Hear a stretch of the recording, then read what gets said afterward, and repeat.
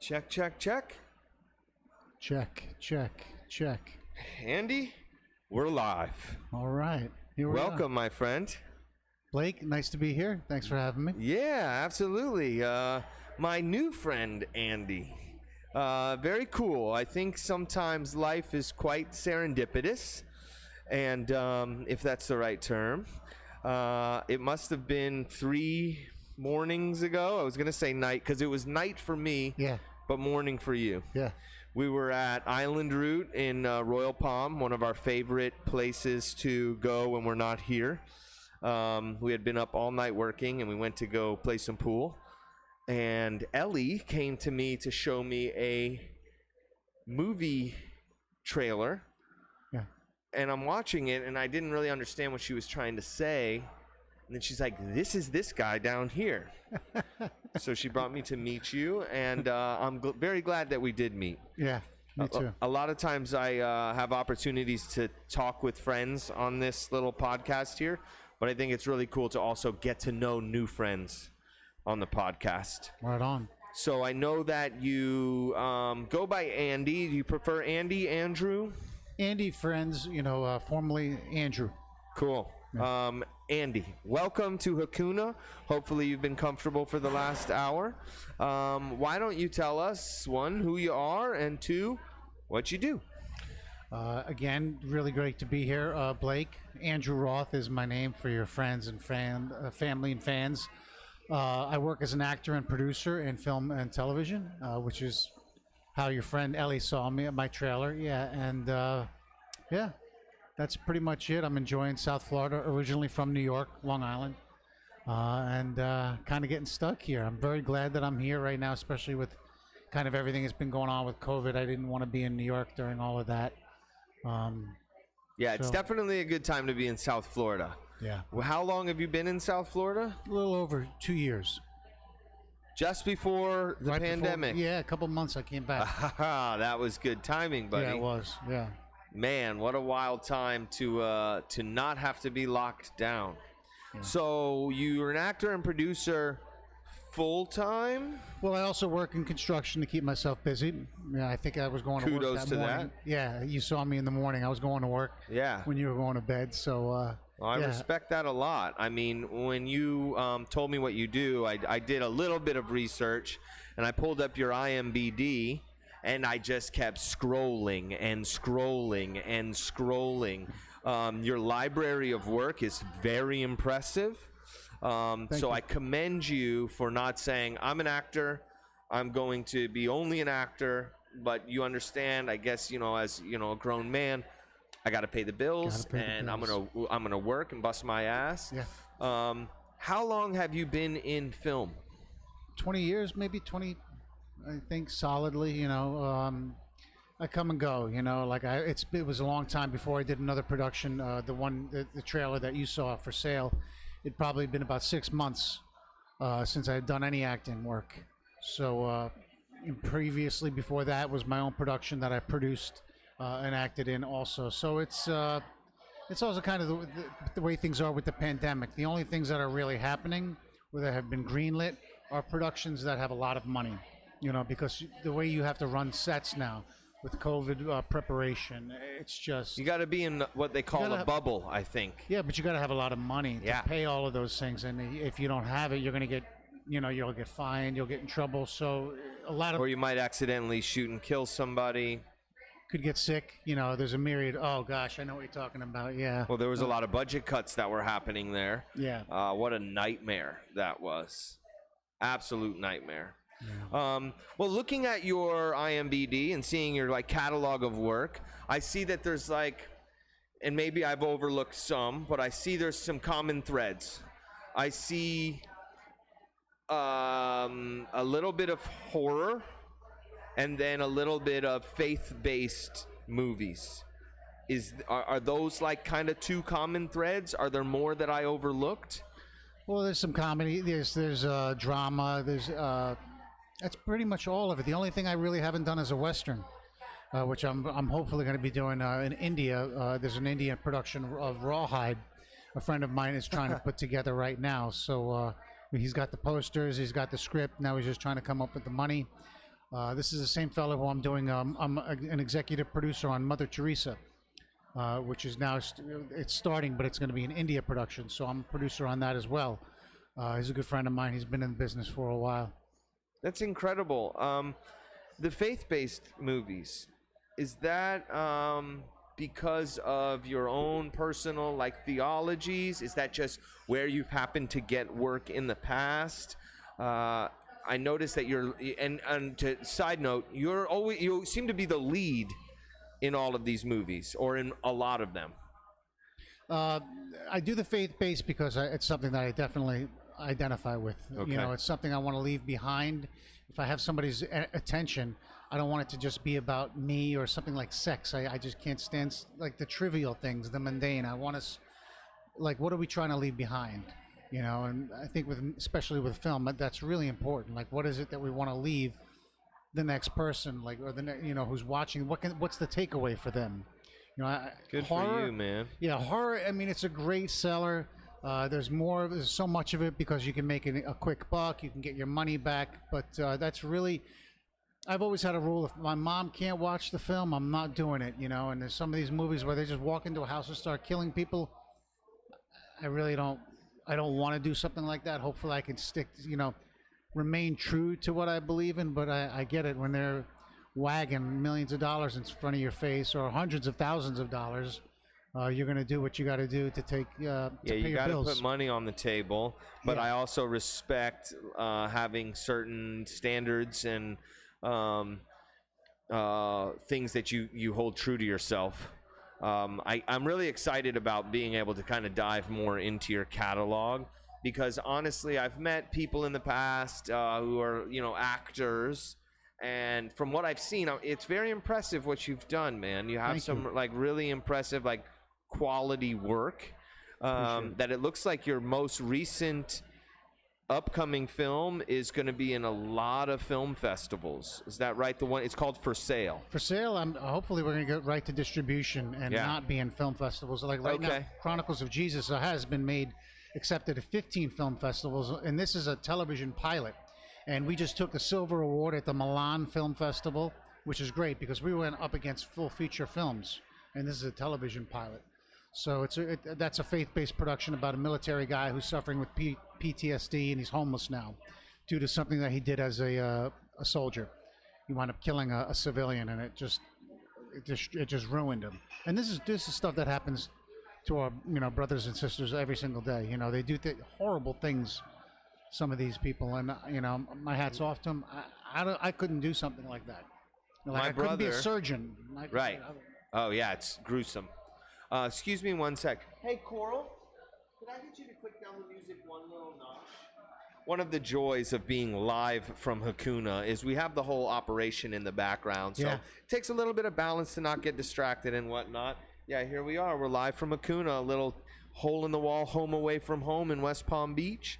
So speaking of a military man who had to kill a civilian, my brother was in the Army. He passed away in 2016.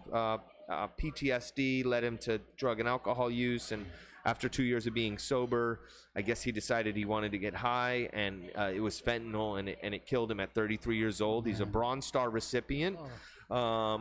2 terms in Baghdad, 10 years in the Army, and when he came home on leave at one point in time, he told me he had seen enough death to last a lifetime. It wasn't him that told me this story. It was actually after his memorial, somebody who was in his, excuse my ignorance, platoon, said that he received his Bronze Star because he saved his commanding officer's life and potentially his whole platoon's life, because he was the gunner on the Humvee, and they were in Solder City, which is like, if you've seen the movie American Sniper. Yeah, Solder City. There was a woman, a pregnant woman, who bum rushed their Humvee with an explosive device, and he had to use his sidearm to protect his commanding officer's life and the rest of their so what you're talking about in this film, which is so important to tell these stories, I understand, and I'll never understand it the way my brother has, or the other people who have made the ultimate sacrifice, or put their lives on the line so that you and I can sit here and have this conversation. And I think it's really awesome for you to kind of shed light on that.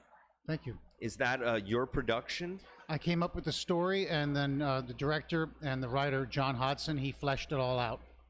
And everybody's name in the something John came up with is everybody in the entire script is named after somebody in the Bible.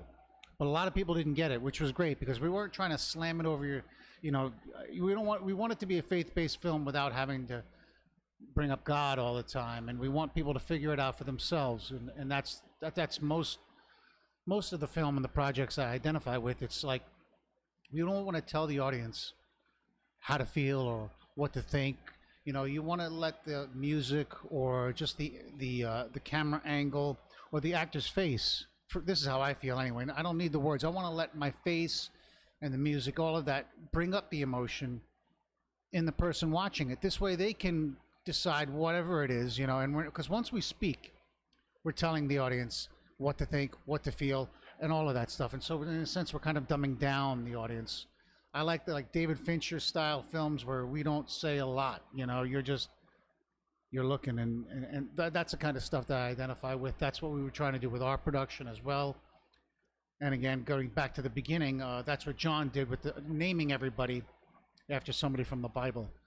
Yeah, I think it's really awesome when if something is faith-based and it's not so for lack of better terms, in your face. Yeah. For instance, one of my favorite rappers, his name is NF. Are you familiar with NF? No. Oh, you've heard his songs on the radio. He's a Christian rapper, but his content, it doesn't scream Christian rapper, yeah. Which to me is great because it reaches a larger audience. Unfortunately, sometimes people hear, Christian rapper, Christian music, and they immediately say if that's not their religion or they're not very religious, they say that's not for me. Yep. So to be able to share these messages and without it being the front stage, I think is really important, and I think it's awesome. Yeah, Casting Crowns is a band that I like a lot, and they're like that. They're like a rock, Christian rock, but they are they stay close to this to following faith and all that stuff, but they go outside the box too and have really creative music. Creed was a good band back in the 90s. They called them like a Christian rock band, and that's not what they were. Creed. You remember Creed? Yeah. POD. Yes, POD, the Youth of the Nation. That's also a Christian rock band. Yeah. And I think it's incredible, especially when so much of entertainment and music seems to have all of these satanic undertones. Or guns and just... It's unbelievable. Yeah. I follow this one rapper, MGK, Machine Gun Kelly, and I've watched his whole rise to fame from out of Cleveland, and he was always very uplifting and positive, and he got to Hollywood, and then shortly thereafter, there's all these satanic symbolism in his videos, and his newest album is called Born with Horns. I guess it's a reference to the devil, but he's also, he spent 10 years as a rapper, didn't really get anywhere in mainstream, and now he's the biggest name in music, and it's scary that it's as soon as you get these satanic undertones, and don't get me started on all of the reasoning. We can go down that rabbit hole real fast, right? It's unbelievable. Yeah. So I think it's so important and invaluable to be telling these faith-based stories and bringing them to the forefront. And it's awesome when musicians can do that. Yes. And do very well. Yeah. I think if it's cool with you, I'd love to play the trailer that I saw, which made me so intrigued to meet you. Cool. So I'm not normally able to stream while we do this. So please bear with me. I'm going to do this the best I can. We're going to put on our headphones, and then I will. Reese, what's up, my guy? Reese. I'm going to. Oh yeah, Reese knows Andy. We met the same night. Yep. All right, let's try this out. Bear with me, folks. So the movie is called For Sale. It is currently in the trailer form. It is not completed in full production, it's not completed yet. Is that correct? That's right. And what phase are you at in that being a full feature film? For Sale, which was written and directed by Chris Schrack and is produced by Lucid Gem Productions. He has a really fantastic YouTube page. You just go look up Lucid Gem Productions. He's got a bunch of award-winning shorts. But this is his third feature. I'm grateful to have been in all of Chris's films, as the other two were Elysium and Backwater. Elysium you can find online on VOD, as well as Backwater. They are also thrillers, darker thrillers, and this one, For Sale, is more of a comedy. It's about a salesman who's kind of a real bit of a loser, and he just wants to do anything he can to make a buck. And he gets fired from his job, dumped from his girlfriend, and which you see throughout the trailer, and then tries to get a job at a house selling homes. But the only way he can get the job is if he sells this house, which is virtually unsellable because it's haunted. Anyone who moves in winds up killing the person they love or themselves. And more than a thriller, it's a comedy. And you see that in the trailer, but we have a lot of the scary elements. There's no gore, no blood like being poured out all over the body, but there's scenes where you'll see a meat cleaver in the back of somebody's head because they're actually dead, and they don't know that they're dead, and I'm talking to them in the house thinking that they're actually looking to buy the house. So it's, really? Yeah, it's a great scene. The woman comes in. I'm actually walking throughout the house with them. I never get to see them from behind until there's one moment when she has me backed into the corner. It's a very tense scene. I don't want to ruin it for people to see it, but when she turns around, that's my what I get to see, this cleaver sticking to the back of my head, and I'm pinned against the wall, so my eyes just get really wide. And so cool. So it's a horror / comedy. It's more of a comedy, is what Chris is saying now. That's just it just has some has horror scary thriller elements. Undertones. Yeah, I guess it'd be like Evil Dead. That kind of comedy. You ever seen Evil Dead? The Sam Raimi? Okay, it's no. You'll have to forgive me. You'll have to educate me on a lot of this stuff. Evil Dead's an old classic Sam Raimi film. And who else? Who's in that? Anyway, people are gonna kill me. Who's in Evil Dead? What did you just say? I know. If we were live right now, they'd be calling in. There was an audience. Yeah, something like that. They'd be like, "What?" That happens to me a lot. I'll be talking and I can't think of a word, and I can just picture people watching it like, you moron, like it comes right to the tip of their tongue. Yeah. So what we'll do is, if I can't get it to play now, then I'll have a link to the trailer in the description of this video. Cool. I highly suggest going to watch the trailer, diving into Andy's IMBD and any films you can find that he's done. I highly suggest watching. Let's go back. What was like your springboard into acting? Has drama always been a passion of yours? Kind of, what are the early stages for Andy the actor? Well, I had a lot of energy, a lot of nervous energy in school. I was always getting in trouble.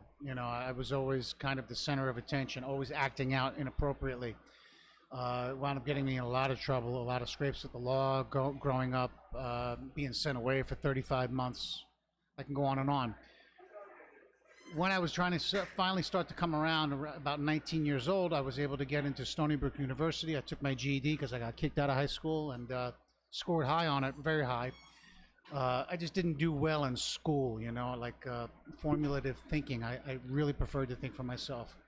I took an acting class, and once I was in that class, the teacher, Terry Kent, she took me under her wing. She saw that I had some kind of talent, but it kind of just put me right in my place. It gave me a way to focus all that nervous energy that I had. I was always good at making people laugh, good at doing impersonations, good at making people feel something, either laughter, joy, or anger, whatever it was. So I auditioned for my first play and I got cast, which was a shocker. And then the second one, I got the lead. It just went on one after the next. And Stonybrook University was one of the greatest times in my life. And, theater was just amazing. I walked into that empty black box, which is what empty theater is called, and it felt like kind of like being at church. I was like, wow, this, like, my soul knew this was where I was supposed to be, or where I'm supposed to be, or where I'm supposed to work. it's wild when the universe kind of like unfolds for us, especially after like trials and tribulations and banging your head up against a wall. And thank God it happened to you at 19. It's pretty young, right? But you had already lived a lot of life up to that point. You say, you did 34 months before the age of 19. So you've lived a lot of life at that point. And thank God you found this passion of yours. Are you a very religious man? I'm a spiritual man. I'm not a religious man. Okay. I believe in God. I don't believe in organized religion. Okay. I believe in the collective source, spirit, the one force that connects us all. Yeah. Something greater than myself. Yeah, agreed. I guess I assumed because of the faith-based films that you've done that you were Christian, like, very religious, but it's just something that you're passionate about and you love to tell those stories. Yeah. That's very cool. Do you have an agent? How do you find these films? How do you get lined up with these movies? Most actors use Actors Access and Backstage. There's also there's forums and casting boards and numerous casting sites. Everything's done online, and you could live really anywhere because so many places accept video submissions where they'll send you the sides after you send your headshot and resume. If they find you applicable for the part according to your face, your demo reel, and then they'll send you sides. You could record if you're like, say, if you live in Louisiana and you want to audition for something in New York or in California, they'll take video submissions. So you don't have an agent? I don't. Not right now. Interesting. What is that something that you like? You want to have an agent? I do. Now I do. I've been grinding for so long, and I'm just, at the end of the night, it really is such a chore to just actually want to get on the computer or first thing in the morning and find these roles. Because you're doing this in between currently a construction job. Yeah. Yeah, that's wild. Where was this movie that the For Sale filmed? Burkittsville, Maryland, the same town where they shot the Blair Witch Project. Oh, really? Yeah. Oh, interesting. And that's where you're from? No, I'm from Long Island. Long Island, that's right. Yeah. What? And you were just in Maryland for the movie? Maryland. He lives in Maryland, the director. Okay. Yeah.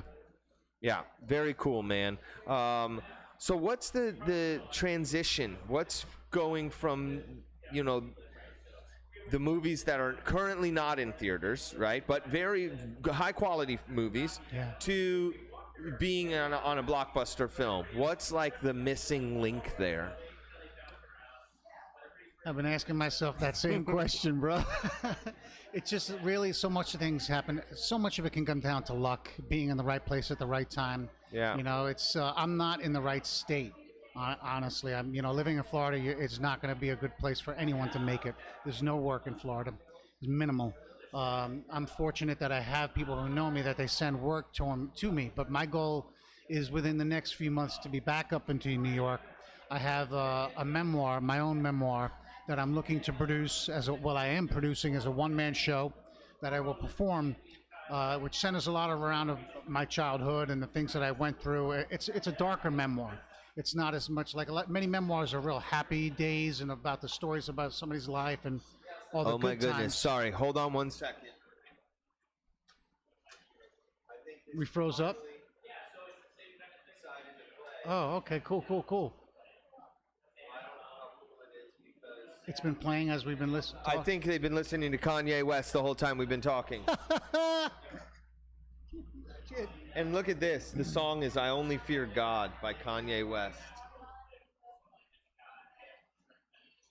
Man's interpretation of God.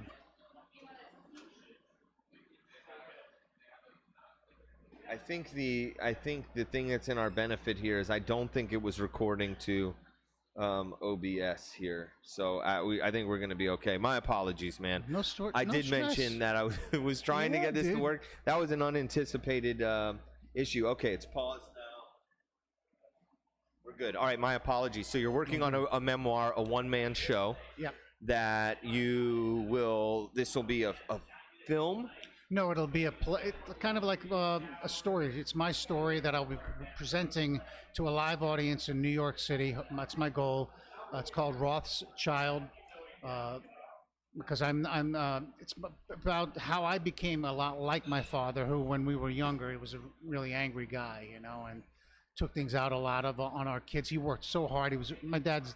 I don't want anyone to think anything bad. I love him dearly. We're incredibly close now, but he made a lot of mistakes as a parent, as parents do. You know what I mean? They don't know how to do a lot of things, and those, there's no, I guess, book on exactly how to raise a kid, right? And my dad did the best that he could. He's not my biological father, but he adopted me into the family when I was 1, and I kind of felt like I became all of the angry things that he did to us as a kid. I became like as an adult too. I was very violent and abusive.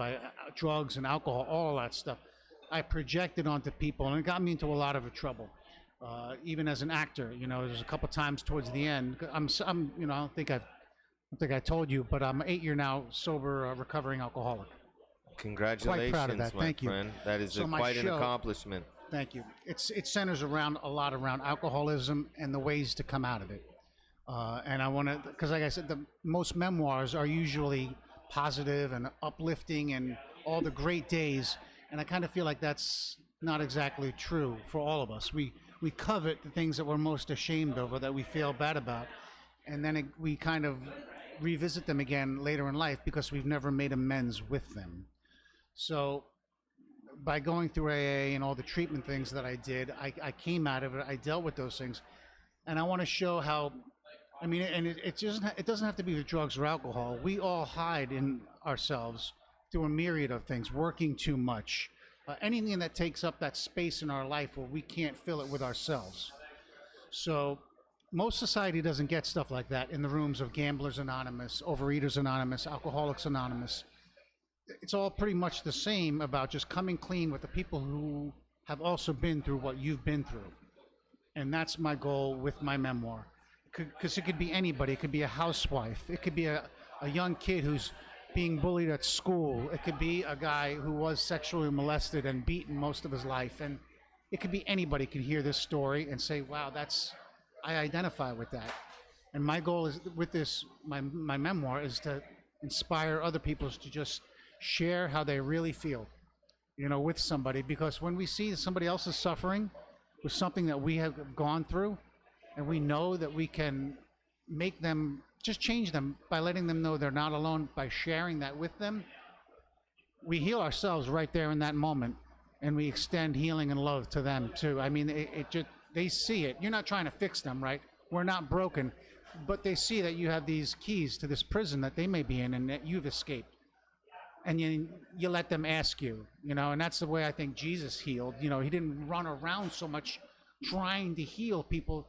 They came to him because they saw he had something. Or Gandhi, or Martin Luther King Jr., which is his day. Yeah, MLK Day today. Yeah, they saw the teacher, and they asked, and that's when the teacher becomes, the teacher. The teacher. I've always felt like we shouldn't run around telling everybody on our soapbox, "I can fix the world."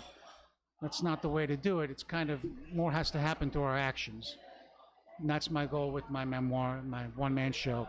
It's really brave of you to be so vulnerable and to be willing to tell your own story, the good, the bad, and the ugly. It was one of the big reasons I wanted to do this podcast, because I think so often that people feel like their story is, so unique or nobody would understand. But more often than not, we're all very similar, and even though the actual circumstances may be different, we all face very similar trials and tribulations, some harder than others, and it's in different forms.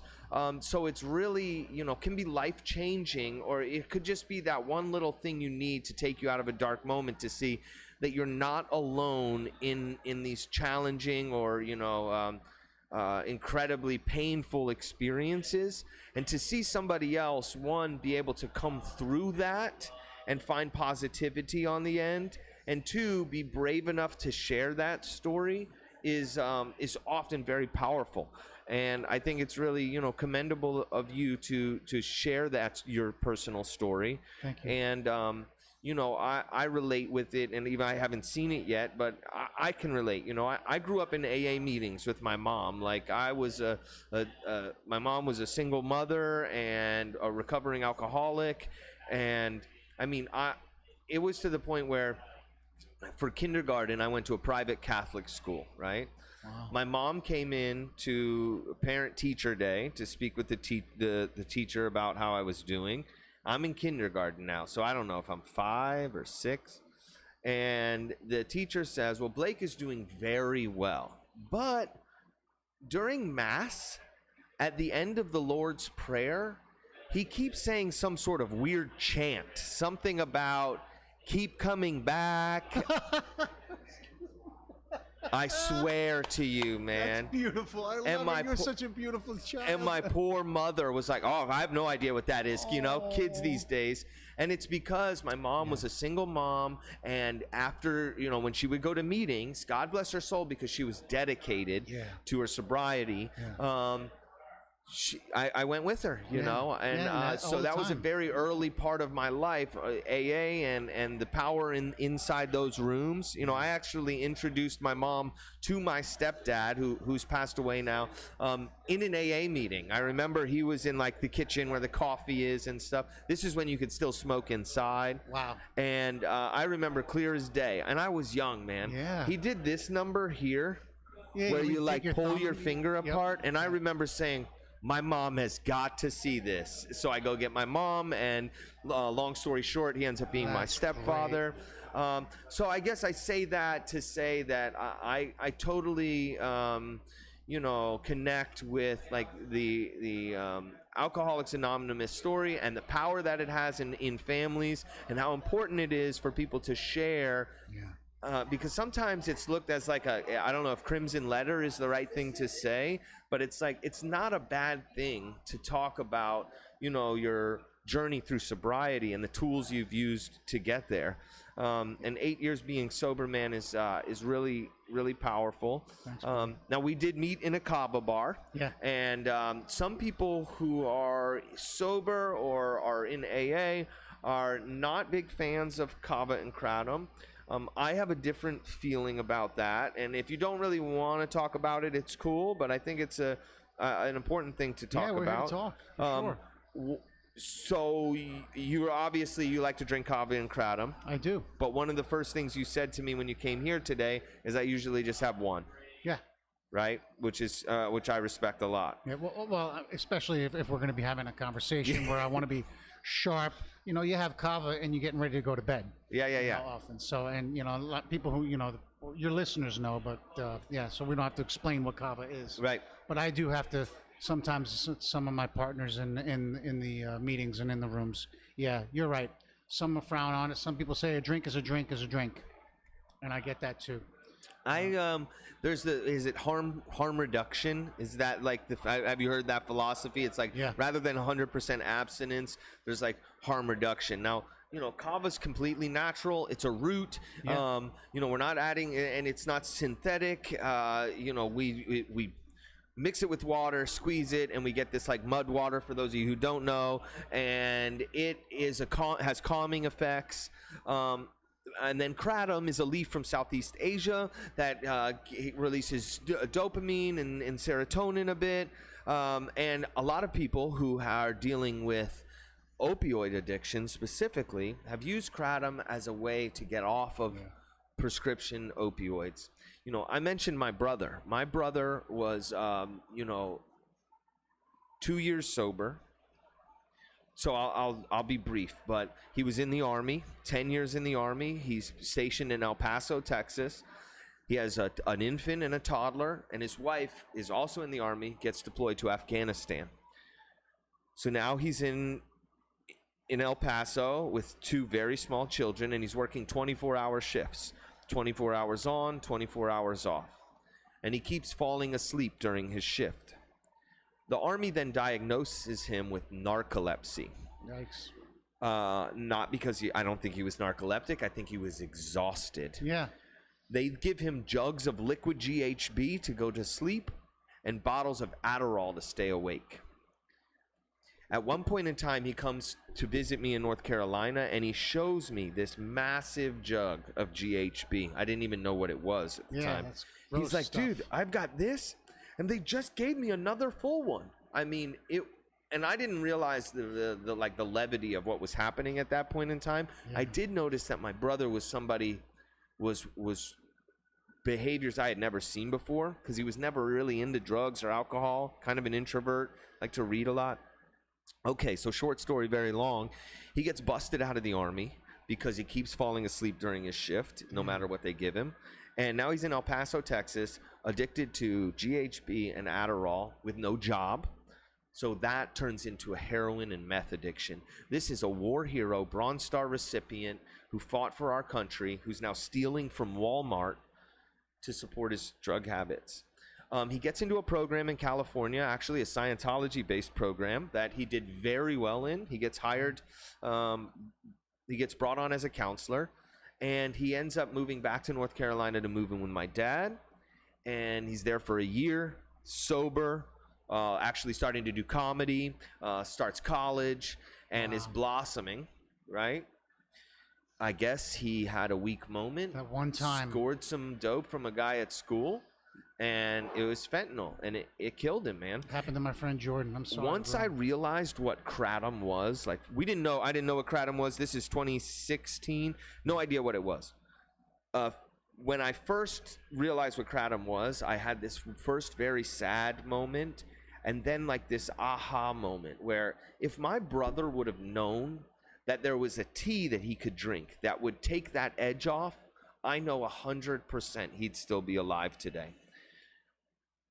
That's why I'm so passionate about just telling the kratom story, because I feel like it could save lives. Yeah. You know, I do understand that people, you know, some people prefer abstinence, but I mean, as humans, you know, we have weak moments. And well, and it's not even that. I don't mean to cut you off. We're not all one. We're not all. We are, like what you said earlier. I completely identified it. We are all pretty much very similar at the end of the day. But there are little intricacies that we have, and to have one blanket statement for that's going to work for everybody. It's not a one size fits all. Yeah, it's so silly. It's so small-minded, and you know, and I think one of the expressions I like from AA is we strive for progress, not perfection. You know, perfection is it really is an unattainable ideal, and if you constantly try to beat yourself up over that, you're going to just wind up drinking and make yourself feel bad about stuff like that. You know, we have to accept who we are, for you know, accept the things we cannot change the things we can, and the wisdom to know the difference. That's right.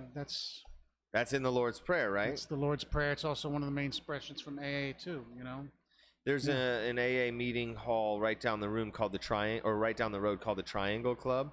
I'm not sure if you're familiar, but they do great work in the community. And I wish that they would maybe adopt some of, you know, or be a little bit, not be as hard on people if they want to try kava or kratom. But, you know, it's not like I really have no place to discuss it, you know. But if anybody out there is, you know, struggling with their sobriety, and, you know, these doors are always open to you. And I know it can be a challenge at times. And I think you're a testament to what's possible when you do the work. Right. And it's just, you know, really impressive, man. Thanks, buddy. Yeah, absolutely. What about advice to young actors? Do you have any advice on where to start, what to do, what not to do? Definitely don't get a full sleeve of tattoos like I did. There's really no one size fits all, like you said. There's just do the work. It's the same thing with as in AA as it can be with the actors. You know, audition. You know, try not to get stuck in the same role. You know, try always to be different. You know, at the same time, be yourself. You know, find what works for you, and then build on that. Be creative, and never get stuck on a plateau, because a plateau is not where we're supposed to stay. As Bruce Lee said, you know, you want to use that plateau as a springboard to go on to the next bigger thing. You know, something like I have to do. You know, all of these things I have to practice them myself. You know, I'm kind of I feel like when I'm in Florida, I'm in a bit of a plateau. It's easy to stay here with the beaches and the gorgeous scenery and the warm weather. You know, I'm really kind of not looking forward to going back to New York. Yeah. But because it's kind of an ugly place when you've lived in such a beautiful place like Florida for a long time. You know, highways are covered with refuse and garbage when you're driving on them. Wow. But you feel like that's what you need to do for your career. Yeah, and as you know, like as I'm feel like I'm kind of hiding, you know, a little bit down here in Florida with my head in the sand. You know, I know I'm supposed to be doing other things. I know that, but this is where I'm supposed to be right now. This is where God wants me. You know, Yeah, there's I reasons love that, why, man. yeah. I heard something about Florida, like cutting tax breaks for people who are making films. Like it used to be a lot better to make films in Florida. Yeah. I heard it was something having to do with, believe it The or governor got rid of not. all of the tax incentives for Florida like 10 years ago, 8 years ago, and that stopped all the filming. The tax incentives are like, say if I film, I think Florida's was 25%. So if you shoot a film in Florida and you fill all of the requirements, which are like hiring enough in Florida workers, when you fill out the paperwork, you get 25% of your budget back from the film. Louisiana had one of the biggest, it was like 49%, along with Michigan. So if you shoot a film for $250,000, like a low budget indie, you can get $125,000 back. Yeah, that's from an the state. incredible incentive. And Florida got rid of all of them. Somebody told me it had something to do with, believe it or not, the Grand Theft Auto video game. And I don't know enough about it, but Grand Theft Auto Vice City, they licensed the likeness of South Florida or Miami, and not knowing the negative connotation that was potential with the video game. And then I guess the video game maker has been sued hundreds and hundreds of times, and I guess the state of Florida didn't want to leave itself open to this type of depiction, which is a shame. Think about Scarface. I mean, this is one of the greatest films of all time that is telling a story that's undeniable about how, you know, cocaine built the skyline in Miami. Like, that's an inescapable past, and it's, you know, it's a little dark, but it's also slightly romantic. And, you know, it's a shame that there's not these incentives for us to tell these stories, or tell any stories out of Florida. You wonder if that won't change somehow, especially now that with, you know, a lot of people are moving to Florida, and it would be probably wise to say, all right, let's give actors some work down here. You know, especially because a lot of actors, a lot of people are moving from New York. Yeah. And Have you Atlanta's close by. Atlanta's the new Hollywood on the East Coast. Yeah. Have you ever filmed in North Carolina? Yeah. My Name is Paul was filmed in Charlotte. Oh, okay. Yeah. I lived in Charlotte for like Loved 16 Charlotte. years, man. It's a dope city. Yeah, it's a beautiful, young city, very clean, up and coming. A lot of young business professionals there. Several of my friends own small businesses in Charlotte, and big businesses as well. And I've heard for years that it was like you said, almost like a mini Hollywood. The Carolinas specifically. Carolinas in general is great tax incentives. Yeah, tax for North incentives. Carolina. Yeah. Yeah. Yeah, I wish the state of Florida would get with it a bit. Everybody feels the same way. It's so bizarre that they don't. It really is. Let's try this one more time, all right? Guys, bear with me here. I'm going to if this takes too long and is crazy, I'll edit out this pause here. So just bear with me 1 second. I love this loft. Thank you, dude. Thank Thank you. When we came in here, this was just 4 blank concrete walls. When we laid out, like we taped out on the floor where the bar was going to have to go, we realized we had eaten up all the floor space. Yeah. So my wife said the only way we're going to fit more people in here is if we go up. Absolutely. So we had this, here we go. I mean, it's wasted space if it's not being used. Yeah, and then, you know, it's just going to be a hangout, but since then we've got a podcast studio up here. We just put in a DJ booth over there. So we try to utilize every square inch. I'd even consider going that way. We thought about it. Yeah. We thought about it. Our goal is to open up there's another unit behind us here that comes available this summer. Oh, sweet. So what we want to do is blow out this wall and turn this bar into a wraparound bar. Yeah. And then have like a pool table on that side, extend the loft. They're gonna let you do that, the owners? Yeah. The landlord is like, he's like, go for it. You know, Sweet. if you're paying rent and your business is, people are coming to hang out with you, go for it. Make money. We'll just let that go for a minute. All right, so let's pause for a minute here, and we will be silent and we'll pretend like you and I are watching it, and then I'll put it in post. Cool. So this is for sale, and be on the lookout for it.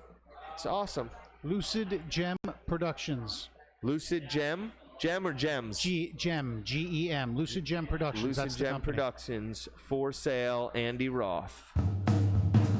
Hi, so you're looking for a sales expert? Absolutely, I can sell anything. You lost your job? I've pretty much sold everything, and believe me, I'm up to the challenge. Well, you just might be in luck. You need the right property, and I need the right man. Beautiful, idyllic abode will remind you of what the good life is supposed to be. Hello?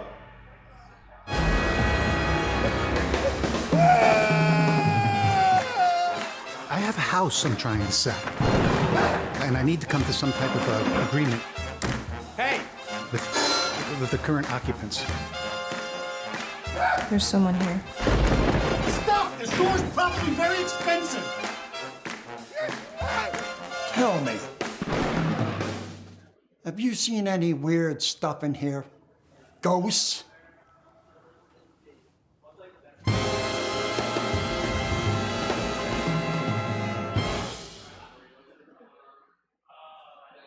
That was for sale, dude. It's hilarious. It's very clear that it's a very high, high production value. You are definitely a star in the making. It's just really, really impressive, dude. Thanks, buddy. It's really impressive. You know, there's a bunch of actors that didn't get their quote unquote big break until they were 40 plus. You know, I mean, it's like, this is just a practice, patience, perseverance. You know, I feel like it's definitely in the cards for you, man. Keep up the great work. I mean, my opinion is literally zero and zilch, but just like, outside looking in, you're incredibly talented, man. And I'm really excited to see what the future holds for you. I appreciate you very much sitting down with me today. I apologize for my, I apologize for the hiccup here. I really just wanted to get it played there. It's all good. Yeah, man, I just can't thank you enough for sitting down. And My I hope pleasure, that Blake. this is the beginning of a very long friendship. Me too. And maybe when I upgrade my computer, we can get you We'll to do come another back one. and we'll show more clips of other videos. I dig it. Cool. Heck yeah. Again, this is Andrew Roth. Check him out on, do you prefer social media? Can people get in touch with you Social on media, social I'm media? on Instagram, Be Here Now Always. You can find me on IMDb under Andrew Roth, R-O-T-H. And my website is aroth.us, A-R-O-T-H.us. It's awesome. From a Rothmel to a Roth. Yeah. I appreciate you very much, brother. You too, Much bro. respect. Keep up the great work. Congratulations on the 8 years. And here's to 8 more, man. Amen. Thank you. Awesome. Hey, everybody, thank you so much for joining us today. If you like this video and I didn't annoy you too much, please click like, subscribe, click the little bell, and we will see you next time live from Hakuna. Thank you again, Andy. You're a total rock star, brother. You too, buddy. Good night, y'all.